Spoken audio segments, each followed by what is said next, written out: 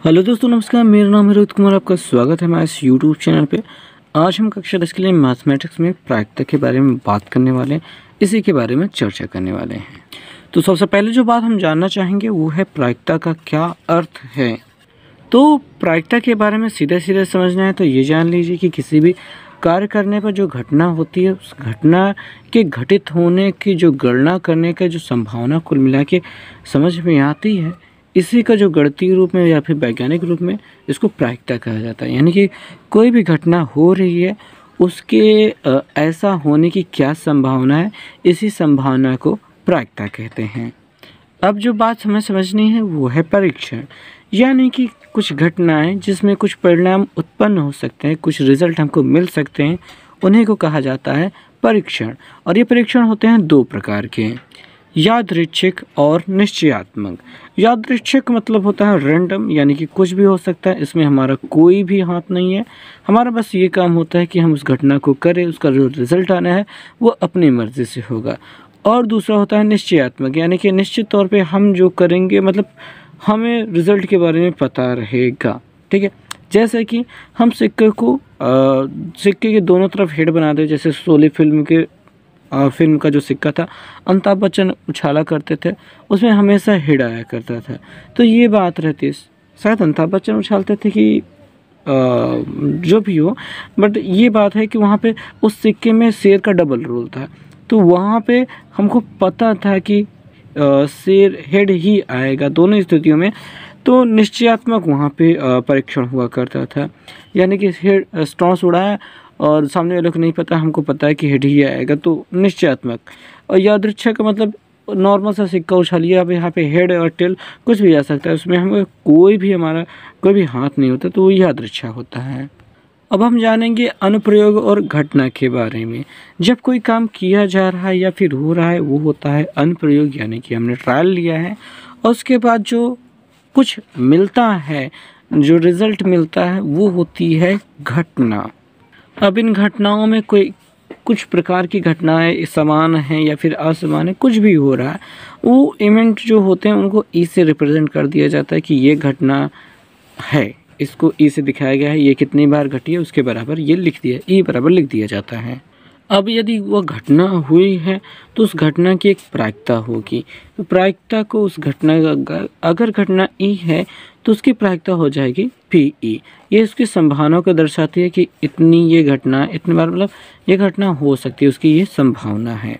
अब प्रायिकता के एक उदाहरण के माध्यम से समझेंगे। जैसे कि हमने 10 बार एक सिक्के को उछाला, एक ही सिक्के को 10 बार उछाला। हम मानते हैं कि हमारे पास 6 बार उसका हेड आया है और 4 बार उसका टेल आया है। तो ऐसी स्थिति में अगर हम कहेंगे हेड आना जो शेर आया है उसकी घटना कितनी है, तो भैया वो E1 हम अगर मान लेते हैं तो वो E1 बराबर 6 लिखा जाएगा। और अगर E1 की घटना मतलब कि शेर आने की जो घटना है, हेड आने की जो घटना है वो E1 है, उसकी प्रायिकता क्या है, तो आप कहेंगे PE1 इज इक्वल टू 6/10। यानी कि कुल जो अनुकूल परिणाम होते हैं उन्हें ऊपर लिखा जाता है, कुल संभव परिणाम जो होते हैं उन्हें नीचे लिखा जाता है। तो ये होती है हमारी प्रायिकता। और यही स्थिति में अगर कहें कि टेल आने की जो घटना है वो कितनी बार हुई, तो ये E2 ले लेते हैं, तो ये 4 बार हुई है। और यहाँ पे टेल आने की जो घटना की जो प्रायिकता है वो अगर हम लेंगे PE2 इज इक्वल टू हो जाएगा 4/10। तो ये हो जाएगी टेल आने की प्रायिकता। अब इस घटना को हम हेड आने की प्रायिकता कह रहे हैं और इसको कह रहे हैं टेल आने की प्रायिकता। इसको हम कह सकते हैं टेल न आने की प्रायिकता भी कहा जा सकता है, इसको हेड न आने की प्रायिकता भी कहा जा सकता है। और इन दोनों का योगफल सदा से एक होता आया है और आगे भी होता रहेगा। और ऐसी स्थिति में कहा जाए कि यहाँ पे घटना में मतलब इन दोनों का योगफल क्या होता है कि किसी के घटना होने या फिर ना होने का जो प्रायिकता का योग होता है वो 1 होता है।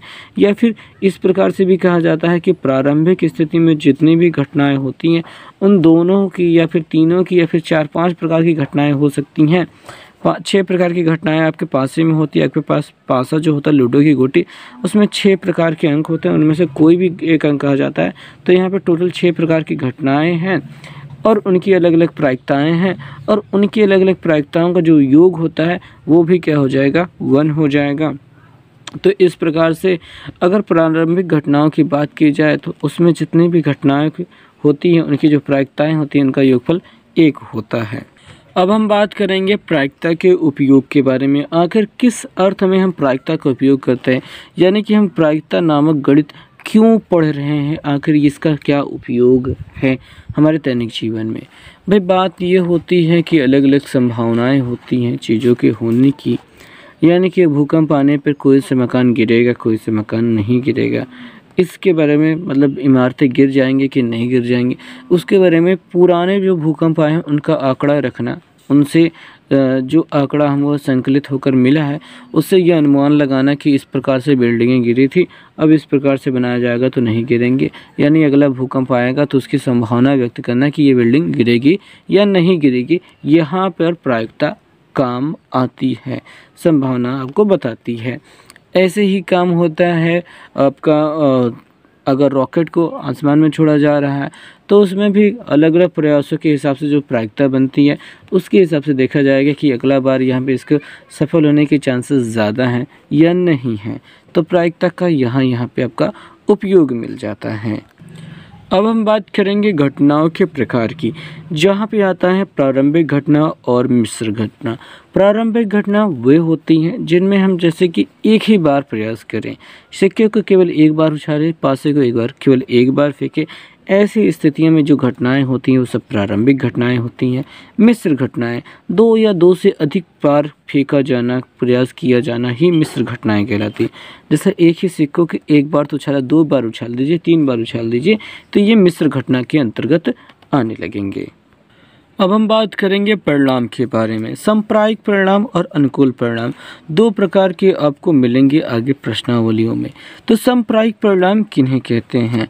ऐसी स्थिति में जो परिणाम मतलब ऐसी घटना जिसमें जो परिणाम आने की संभावना होती है वो दोनों प्रकार या तीनों प्रकार जितने भी उसके परिणाम होते हैं वो समान होती है, तो उनको कहा जाता है सांप्रायिक परिणाम। फॉर एग्जांपल आप सिक्का उछालते हैं तो उसमें हेड या टेल कुछ भी आ सकता है, उसमें हम कोई भी उसमें कोई अवरोध नहीं उत्पन्न हो पाता है भाई, उसमें हम कुछ भी नहीं कर सकते हैं, तो वो होता है सांप्रायिक परिणाम।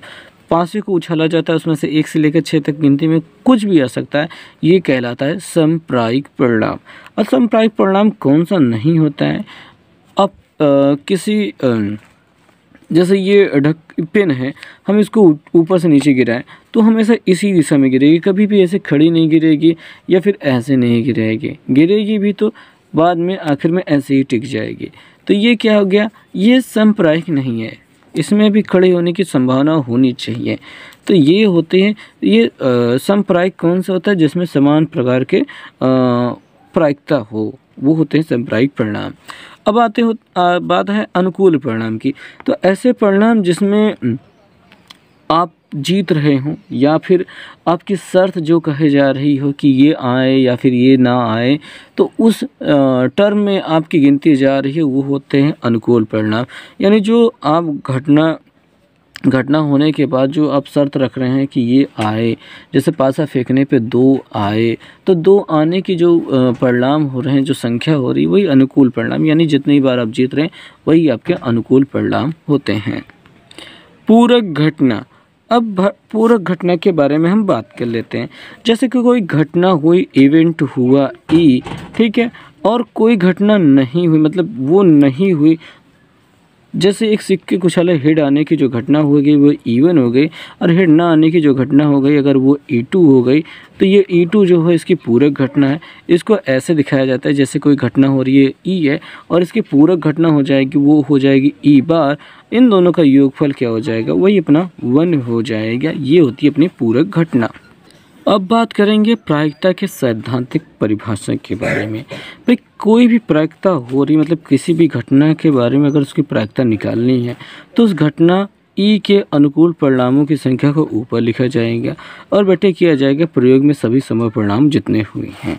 फॉर एग्जांपल अगर हम पासे को फेंकते हैं तो उसमें से 1 2 3 4 5 6 कुल मिला के 6 घटनाएँ मतलब हो सकती हैं, मतलब 6 अलग अलग प्रकार की घटनाएं।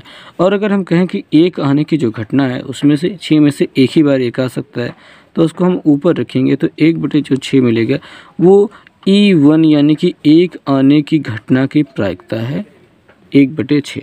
ऐसे ही 2 आने की प्रायिकता भी हो जाएगी 1/6, 3 आने की भी 1/6। इन सभी 1/6 प्रायिकताओं का जब योगफल करेंगे तो अपने को मिलेगा फिर से 1।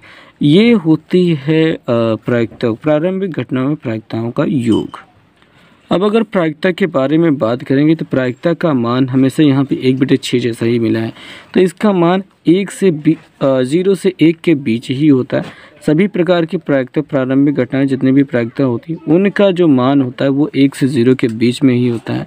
अब यहाँ पे 0 पे भी वो उन घटनाओं की प्रायिकता होती है जो निश्चित तौर पर नहीं होने वाली हैं, यानी कि असंभव घटनाएं जो होती हैं, जो हो ही नहीं सकती हैं, उनकी प्रायिकता 0 होती है।